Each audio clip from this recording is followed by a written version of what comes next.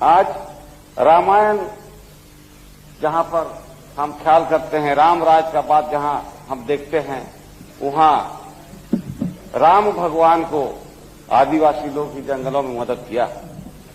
और वो देश है जहां राम की भी पूजा होती है और रावण की भी पूजा होता है।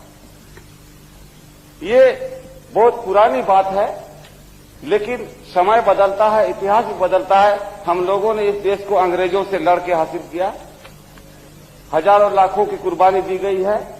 हिंदू मुसलमान दोनों का खून बहा है, ईसाई का खून बहा है, हरिजन आदिवासी का खून बहा है। वो लोग कहां रहेंगे? आज मस्जिद टूटा, कल ईसाई धर्म का गिरजा टूटेगा।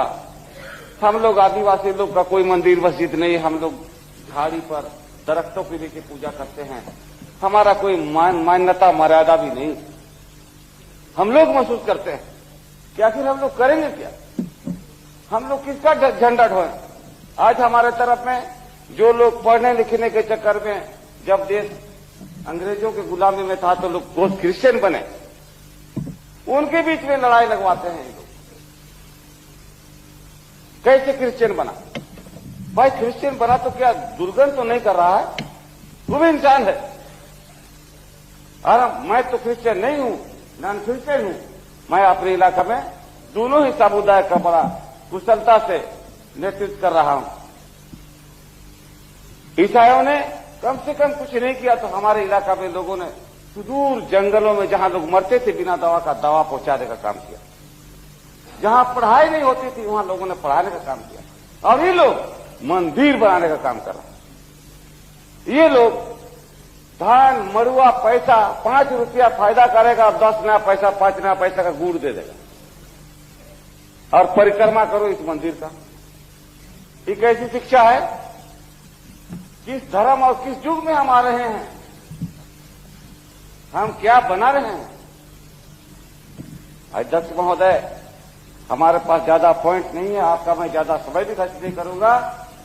इन्होंने जो अपना मनसा पूरी की है, इतना दलील हो रहा है बीजेपी के तरफ से कि हमें पता नहीं था। बहुत वरिष्ठ नेता, देश में जाने माने माननीय अटल बिहारी वाजपेयी जी ने अविश्वास प्रस्ताव पेश किया है। उनका 2 बात हमें याद है। उन्होंने एक बात कहा कि ऐसे भी बीजेपी बदनाम था, वैसे भी था, इसलिए कुछ करके बदनाम हो गए। ये क्या मतलब है? उनका जरा सा भी उस पर राम नहीं है, लेकिन कल मैं सुना हूं तो मैं कह रहा हूं।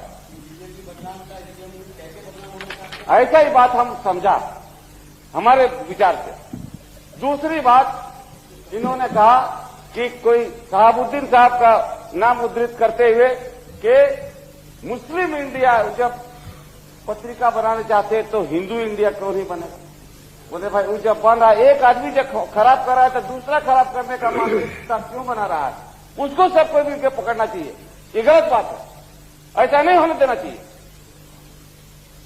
ये मामला इतना जटिल बन गया है। और कौन महोदय थे, इन्होंने एक आज बात फरमाया गया है हाउस के अंदर कि कभी भी मुस्लिम समुदाय को अब अल्पसंख्यक नहीं कहा जाए। अगर भला इस देश का हम लोग चाहते हैं, उनको एक घर के चारों कोना एक बराबर जब हम मानते हैं, एक कोना में उनको क्यों रखा जाता है? इसीलिए ना कि वोट का खेती कल का होगा अल्पसंख्यक बोल के, यही गड़बड़ी। इतना बड़ा समुदाय उनको अल्पसंख्यक, वो भी अपने अल्पसंख्यक बोलता है, उनके नेता अल्पसंख्यक बोल के अपना काम निकाल रहे हैं। और हमारे आदिवासी लोग इस देश में इतना कम है, जिनकी भाषा लुप्त हो गई, जिनका संस्कृति लुप्त होते जा रहा है, उनके लिए क्या होगा? इसलिए हम लोग गुनाह कर रहे हैं। उनको अपने ही देश में अल्पसंख्यक बना के अपमान करते हैं। वो नहीं समझते हैं बात को, और हम पॉलिटिशियन भी नहीं समझते बात को। ये वोट लेने का राज है। अल्पसंख्यक का मालिक कौन बनेगा? हो आदिवासी हरिजन का कौन मालिक बनेगा? आदिवासी का शिबू सोरेन बन सकता है। ये अच्छा आदिवासी लोग को उल्लू बना सकता है। ये सब सोचने विचारने की बात है। दूसरी बात है अध्यक्ष महोदय कि सबसे बड़ा सरकार ये सब काम जिसके पास पूरा ताकत था, हम एनआईसी का मीटिंग में भी हम गए थे, सारे देश के बीजेपी छोड़ के तमाम राजनीतिक दल के लोगों ने प्रधानमंत्री को एक तरफा जिम्मा दे दिया कि ऊपर भगवान है, ईश्वर है, अल्लाह है, नीचे आप है भारतवर्ष, जो करना है उपाय करो। इतना हस्ती देने के बाद कितने लोग थे, कितने करोड़ थे।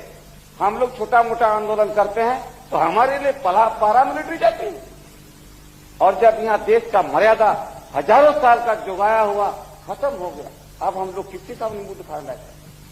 कहां है? क्या उस मस्जिद को बना सकते हैं, न मंदिर बना सकते हैं? दोनों के भाव चले, कहीं का नहीं रहे। जितना हम लोग, जैसे एक परिवार में कोई मरता है ना तो रोता है लोग, कोई चीड़ है तो वो उसी ढंग से रोता है, डुप्लीकेट रोना, और कोई असलियत रोना। तो क्या रोना है हम लोगों का बताइए, जब चीजें नहीं रह गया। लेकिन अब कैसे बचाया जाए इस देश को, सोचने की बात है। हर आदमी अपना अपना रोटी सेकने का धंधा में लगा हुआ है। वो बोलता है कि मुस्लिम वोट तो अपनी किधर जाएगा, हमारा तरफ आएगा कि नहीं जाएगा। बड़ा मुश्किल का बात है, वोट के लिए हम लोग देश सर्वनाश हो गया, विवादास्पद। सरकार के पास इतना शक्ति नहीं है। घर में हमारी वाइफ पढ़ी लिखी नहीं है, ठेपा मारका है, बोलता है इतना लड़ाई किस बात का होता है? वहां पर अस्पताल क्यों नहीं बना दिया सरकार ने? स्कूल क्यों नहीं खोल दिया? इतनी बड़ी लड़ाई, जो औरत कुछ पढ़ी लिखी नहीं, क्या हिंदू हो क्या मुसलमान। जब एक ही नाली पर हमारी खून बही है, एक ही सिरा पर गोली खाए हैं, तब देश आजाद हुआ है।